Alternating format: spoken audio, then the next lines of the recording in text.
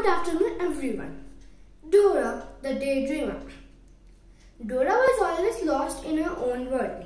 Any small thing could start her imagination, and she would enter into her own dream world, which was fancy and splendid. Anything could happen in this world. She could be chasing a frog and land up in a forest, and then while running through the forest, she would suddenly reach an amusement park. It was no wonder that Dora was always dreaming. Oftentimes, her father would ask her to do a small task such as fetch water from the kitchen or clean her room. Dora would start doing the work and midway forget what she was up to. She would later get scolding for not listening to her parents. Once, in fact, Dora was writing her exam paper and she got carried away into her dream world. She started imagining all the things she would do once she reached home.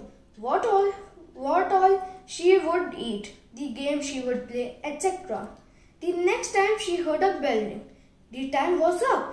She wasn't even done with her paper. She knew all the answers, but her time was up. Dora was very upset. Her parents were always angry. She was not able to focus in school. One fine day, she went to her mom and told her problem. Mommy, I am always dreaming something and I really enjoy it. This is creating a lot of problem. I don't want to upset everyone. What should I do?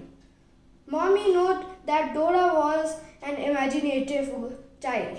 This was not a bad thing. It is good for children to dream and make fantasies. That is what childhood is all about.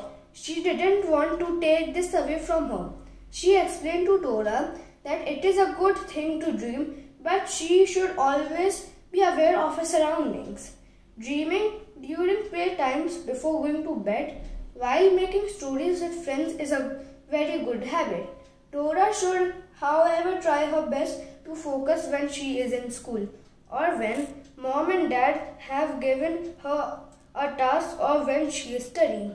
Thank you.